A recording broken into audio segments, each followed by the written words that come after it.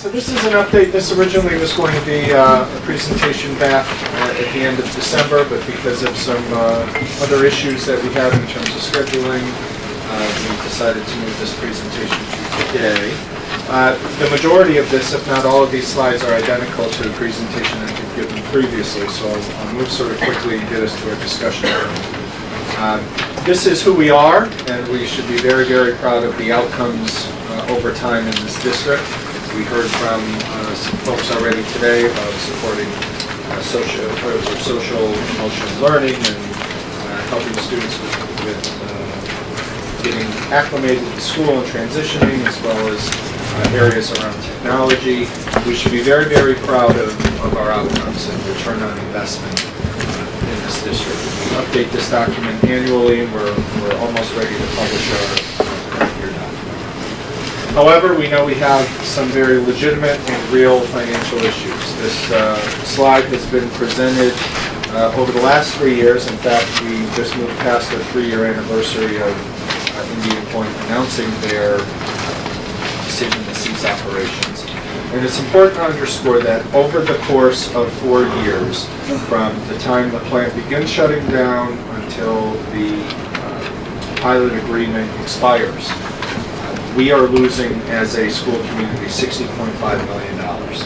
Indian Point accounts for around 30% of our revenues, and it is going away. Our team has been meeting with different faculty groups. We met on Monday with Furnace Woods. We met today with Frank G. Lindsay. We'll meet with BB tomorrow. We're scheduling middle school and high school. And the message is that this is real, that we have to take our head out of the sand, and we have to acknowledge that this is really happening. And we have been operating in a bipolar fashion over the last 3 years, that we have to plan for life without Indian Point, educationally and financially, and it's exactly what Mr. Oro said about what the town is trying to do, while we advocate to make sure that we try to recover as much potential revenue as possible, and we'll talk about that right now, that we have had a multi-pronged approach in how we deal with Indian Point. We have learned that there's a cessation mitigation fund that essentially is state dollars that can be directed to our local municipalities and our school district to help us mitigate the enormous decrease in pilot payments. It's not a one-to-one dollar reimbursement. There's a calculation. We'll be eligible, we may be eligible for that fund as early as this year, but certainly next year. We also, as we just spent our last 20 plus minutes talking about business development in the school community, because if we can flip some properties, and properties that are either not taxed or taxed very minimally because of their use right now, we can create more ratables, is the official term. Exactly as Mr. Oro said, that creates new revenue to the school district. There are bills in the House of Representatives that would essentially create revenue for the school district and municipalities.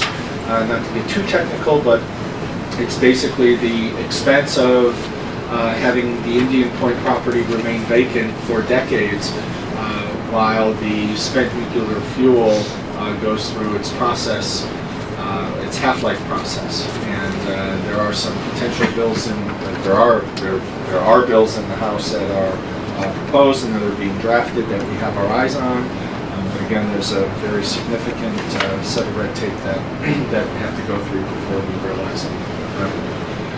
Westchester County sales tax increase came into effect last year. That generates a little more than $600,000 in new revenue to the school district. That helps. That's a little over 1%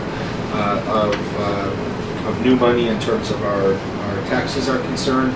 But lastly, this board has made a very important yet agonizing decision to start looking internally. And this is our cost analysis.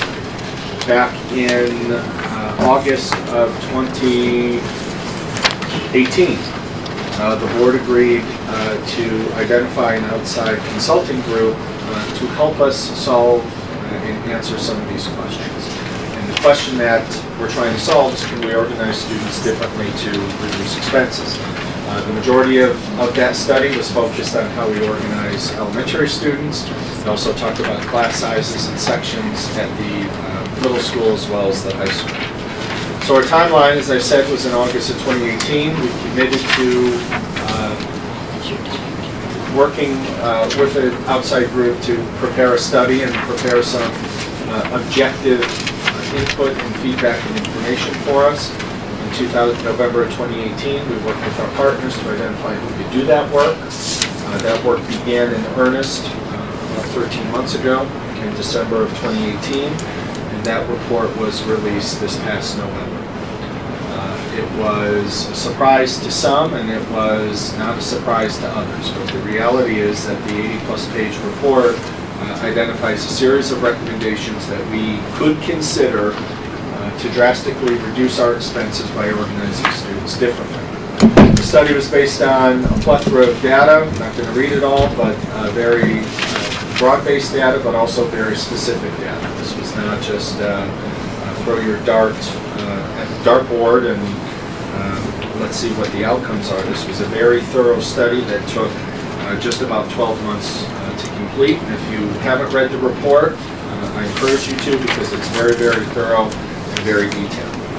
The executive summary of the report identifies 4 recommendations.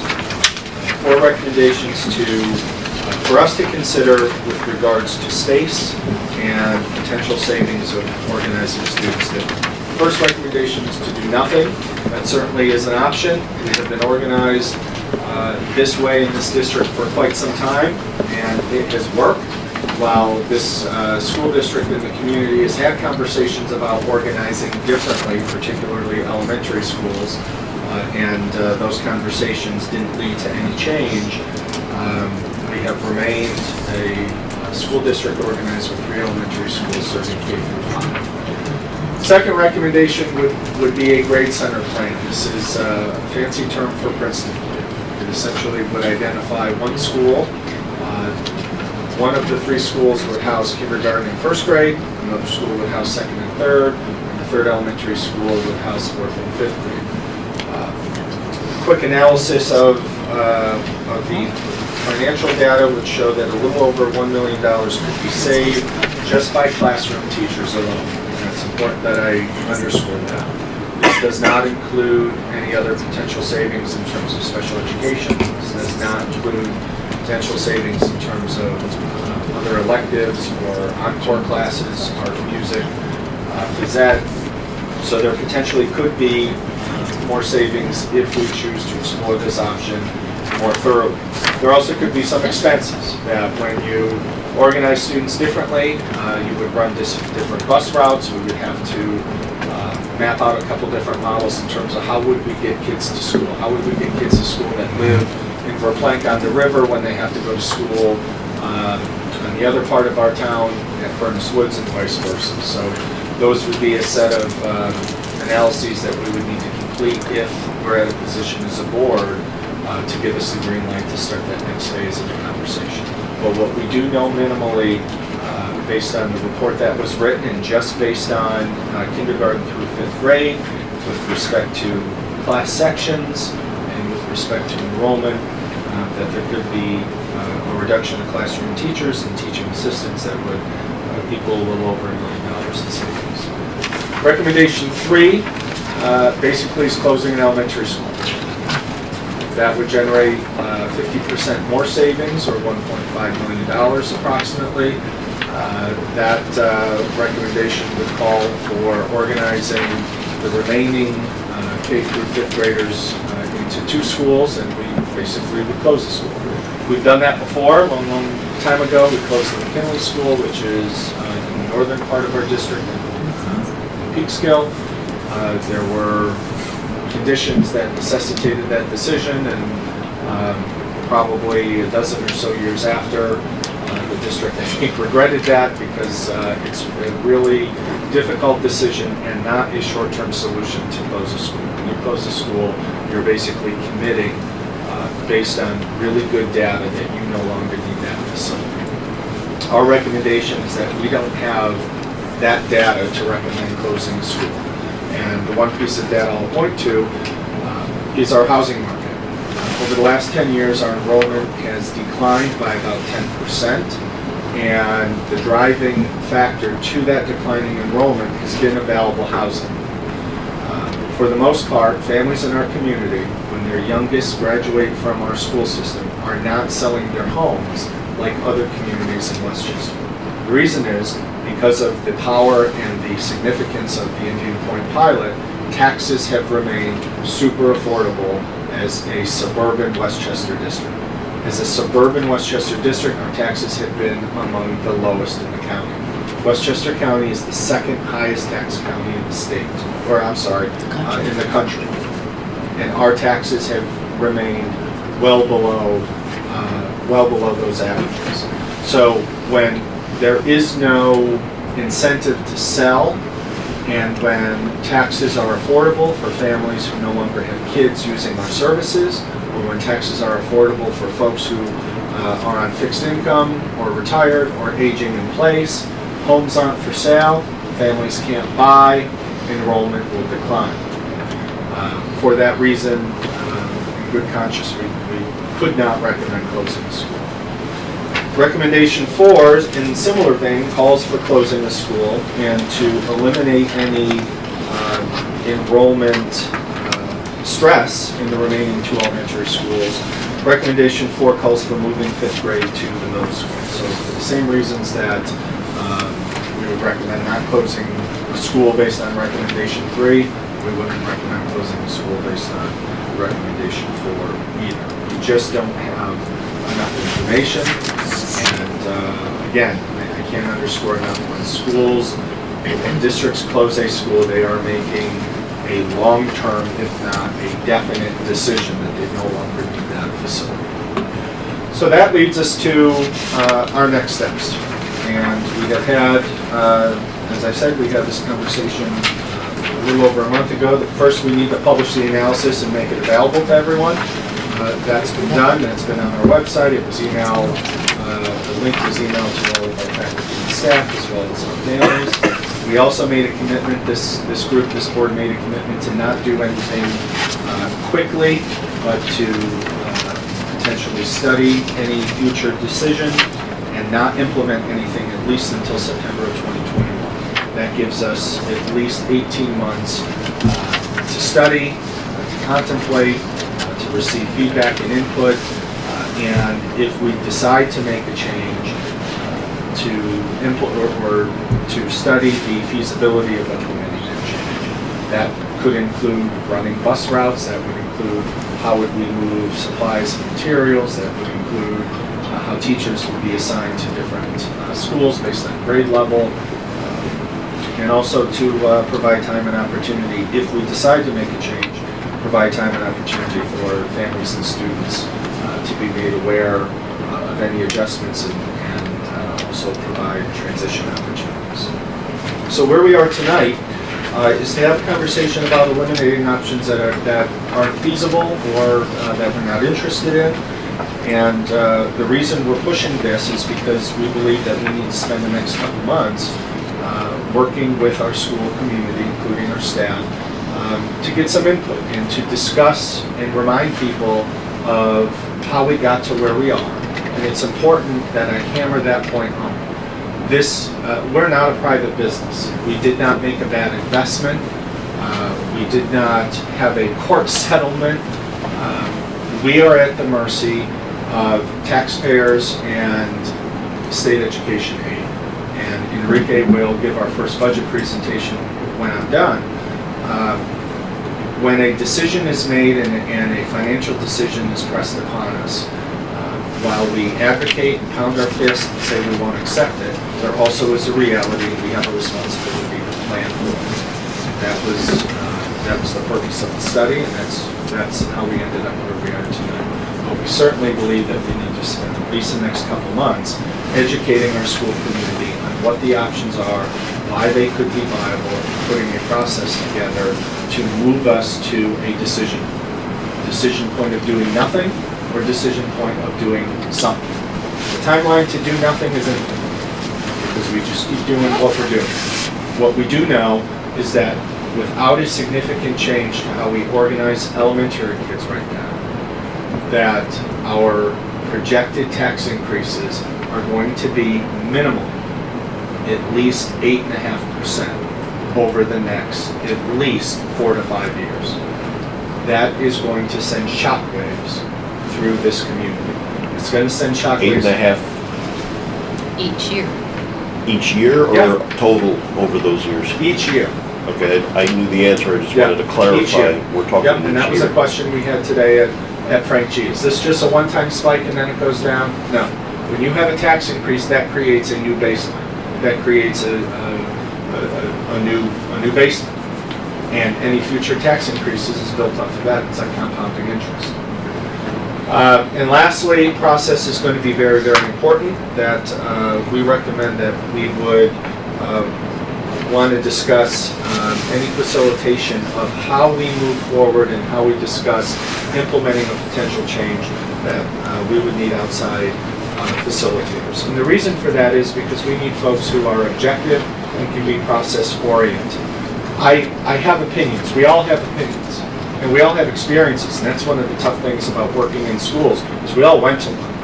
And we all have our experience of where we grew up and what electives we took and the bands we played in or the sports teams we played on. And our experience sometimes provides a different lens of how we see where we were. I grew up in a community where we were a Princeton plan, where all of the schools were on the same campus. It was a really unique situation. And it wasn't until I started student teaching that I realized that's not how schools are organized. And schools are organized very, very differently for very, very different reasons. We are having a conversation about potentially organizing our kids differently so that folks can afford to live here, so we don't have a mass exodus. And if any community has a mass exodus of folks who are selling their home at a given point, that's called a saturated market and drives down your property value, and no one in this room should want that. Because our greatest investment that we will make in our life is going to be where we live if you own a home. And the minute that decisions are made that impact outcomes or impact a community's perception of their school district, your property values begin to decrease. And the greatest asset that we have all of a sudden becomes not worth what we believed it was. So these are big decisions and big discussions. We're not here, we're not here because of some bad decisions or a bad investment or health insurance is going up. We're here because 30% of our budget, because of a very aggressive and a very financially lucrative pilot agreement that this district has had for over 20 years, that's going away. We have done what we could in terms of driving resources to fund balance. We have tightened the belt, and Enrique will share those in terms of dollars and cents in the next presentation. But this is real, and it's really happening. And now the political football of what to do with Indian Point has now been put on our table while the politicians trying to figure out how they can help. But we owe it to our community to start making decisions and to start engaging them in what those decisions are. So what we really need tonight is a conversation in some direction of whether or not any of these 4 recommendations you find viable. And if you would like us to put a process together, those last 2 bullets, to explore any of the recommendations other than status quo, because that's much easier. So I'll turn it over. Thank you, Joe. Thank you for the review and overview. Those of us on the board have heard this a few times, but it's important for the public to hear it again. So where I would like to start is what I think is going to be the easy part of this, discussing whether we want to close the school. No. I have a feeling this is going to be a very quick discussion, but I want to make sure everybody has Is a the chance to voice capacity their there? opinions. I'm sorry? Is the capacity there? If we were to close a school, just saying, I'm guessing, I don't know which, I'm guessing Furnace Woods is the smallest, square footage wise. So I'm just doing this without any decisions, just practically. you would probably choose the two biggest schools that we would maintain, they'd keep open. Would that be able to adequately house the 986, the 1,000 kids that we have? Technically, yes. The next discussion layer we would have to add to that, I'm pointing to Lisa, would be that this board and district has made significant decisions for very good reasons to bring back special ed programs.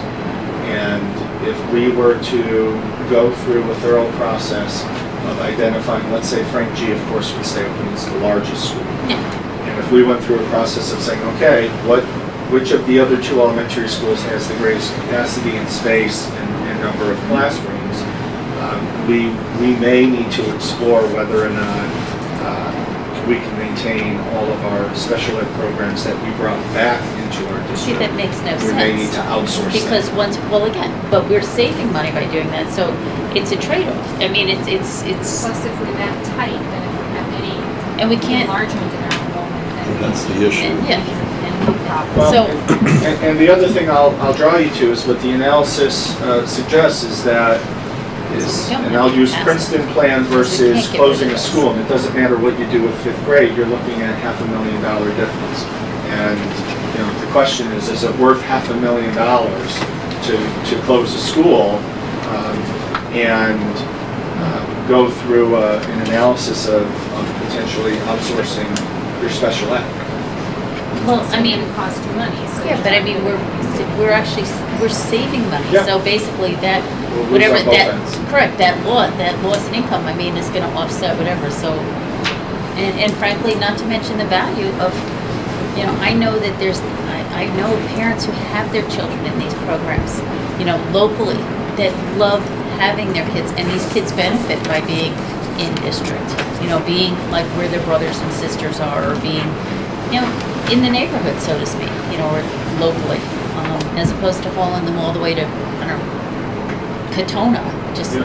so, I honestly, I think if we have a question regarding capacity, I think we have to have it from the outset, and before we, because we don't know if the taxes go up, you may see that exodus of people who no longer have their children, in which case you might have more kids coming in, again, you might have the influx, in which case Yeah. then you're jammed up again. And the philosophy behind any of these recommendations, aside from recommendation one, is that if you create environments where you have the most kids who need the same services or instructional program at the same place at the same time, that's where your efficiencies come from. That's why we don't have the one-room schoolhouse anymore. That's why we have middle schools that are larger, high schools that are larger, because there is an economic efficiency to having more kids in the same place at the same time that need the same service. The idea of any of recommendations 2, 3, and 4 achieve that. That's where the savings come. I said, savings, but, with an asterisk. I said at Furnace Woods on Monday, and again this afternoon at Frank G. Lindsay, that we have a average class size that's on the slide of 19 students. That is a great average, and that is absolutely a law of averages. But we have some classrooms that have 24, and other classrooms that have 15. And so there's your average.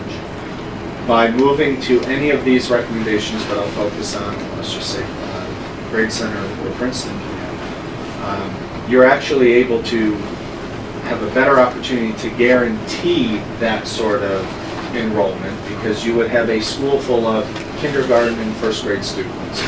And so you can spread your enrollment out over more instructors, over more teachers. The other thing, or benefit of these recommendations, are that sometimes we have surprises. We have kids that move in over the summer or in the fall, and we have had that discussion the board has had discussion for decades of hiring new teachers or more teachers because of class size considerations. Well, we had a $250,000 addition to our budget last year, if you remember, because we tripped the class size, and it happened to be an ICT section. So it was regular ed teacher plus a special ed teacher plus an assistant. And that's $250,000 of revenue we didn't budget because we start our budget in January and the kids move in September. So when you have more kids in the same place at the same time, and if you have 5 kids that move in that need kindergarten, and you have 9, 10, or 11 teachers, you don't have those extremes anymore. So it becomes a more efficient model. Our model right now in terms of elementary is hope. Honestly. We hope that certain kids, financially, certain kids don't move into the neighborhood at a certain time that need a particular grade level, because that could create a $250,000 expense that wasn't budgeted.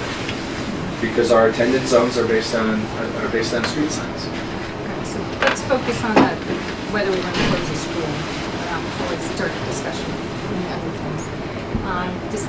Would you like to weigh in on this? No, No, you don't want to weigh in? no, we're not closing the school. Okay. No, we're not closing the school. We could have done that right away. I think we would be too close to the capacity and doesn't make sense because with the aging population, we have people coming in and then we're gonna need that capacity. So I don't think it's worth going too far with that. Lisa? I don't feel it's a viable option. Just, as Joe's been saying, we close the school, it's the loss of a resource to the district, and you can't undo that very easily. It takes a lot more money. So it just, I think we're close enough. I feel a big mistake to close the schools.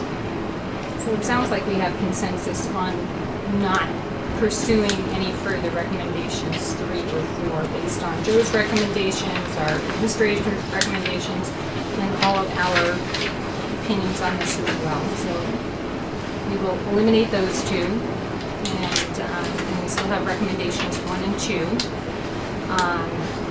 And certainly there are a lot of arguments for having Princeton plan. There are arguments also for having community schools. So those 2 possibilities perhaps Oh, no, I agree. I think that obviously the do-nothing approach or status quo is, in theory, the easiest. And it's working, but I do think, it bears looking into the recommendation too, just to see if, for $1 million a year, but I don't know if that's a true $1 million. But I don't know if that's a true $1 million because I don't know that it takes in the transportation costs. Right.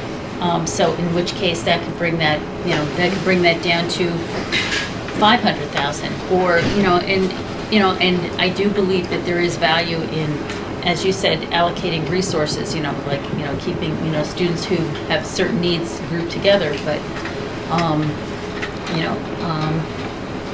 I think it bears a little bit more investigation, but I would like to see a little bit of the transportation costs to see what the true number would be. And at the same time, if we're doing that, we should be looking at the additional savings. Like you said, there could be savings in other areas. So we should just fine tune that analysis since we're focusing down to 2 possibilities right now. Yeah, so I think there are 2 conversations that happen at once. There's an education to our community of what is a Princeton plan and how schools are organized and what are benefits or pros and cons or challenges and opportunities. And then there's a deeper dive into the financial analysis to say what's the dollar amount if we choose to do this, because that could change our mind. Moving kids and reorganizing for $500,000 isn't worth the headache and the heartache, but we don't have that level of information yet. But those are 2 different. Educational benefits and costs as well. Yep. Yep. Yep. Well, and So- there's benefits in both places. Right. There's, So I think the important piece is I have a to question. go back to these last 2 bullets to inform our community on where we are and remind them of why we're here. We have been talking about this for a really long time, and we're here now. And to identify a process that we can get as much input in a meaningful way, that we can educate folks and go through a set of legitimate conversations of what opportunities and challenges would be for Hendrick Hudson if we were to implement the change. Meanwhile, I know Enrique and his team, in terms of Anthony Merlini and Liz Gillio and our team as well, will fine-tune the financial, the potential of either savings or out-of-pocket costs, and that will And then help just the determine our challenges, what decision. they perceive, I mean, Yeah. with their experience. Lori had a question. How come one of these is not redistricting, like moving some lines? So if we keep it to 3 schools, which I prefer, because I hate the Princeton model also, because I don't want my first grader going to, you move to neighborhoods for reasons, right? So, where's redistricting? We did it once before, why can't we do it back to populate? I don't even know if it would, but if we looked at an aerial view and say, this is Furnace Woods, this is, to do that again, to see if Because it would you'd even be- out the schools. You'd be redistricting every year based on which kids Numbers would live in change. a neighborhood by grade level. It wouldn't be, Yeah, I just wanted to see. I just want to see if, I mean, we did it once before, and But you can Frank see G it's- blew up, and Furnace Woods But you game can is see it's small. only a temporary fix. Yeah, but it's been years and years and years, so let's But see it's it still, again. again, but yes and no, I mean, that's a nice idea, but if you're sitting here, you're saying, let's redistrict, but there's So also. let's see. If we Let's- did no. that line, let's see what the population of Correct, Furnace Woods but would be. we don't have, but the question is, the population is constant, we believe there's the possibility of it changing, because there may be a lot of people moving in and out, But- and you don't know where they're gonna come We and go don't from. get the savings though by doing that. But if The we're talking savings about is busing, so because we're of gonna the- bus, you have 5 No, kids, and she's- they're all in he's all talking different That would be schools. status quo. That would He's be saying. under the status quo, a variation of the status quo as compared to the savings we're trying to Okay, then I'm all consider. good with that, because I wanna make sure we consider that. sure. I do, because I don't believe in I Princeton think, towns. I think all of us want to get as much input as we can from the community, both the school community and the community at large. So I'm sure, Joe, you've been thinking about ways to implement this going forward, but certainly we need to get input from a lot of different sources and opportunities for people to have their voices. I believe you've indicated that you're gonna start, having these conversations at PTA meetings and such? Yeah. When does that begin? So tomorrow morning, based on this, well, based on this discussion, I'll email the PTA leaders and ask them to either add me to an agenda in January, February, or a separate meeting to give them a status report of where we are.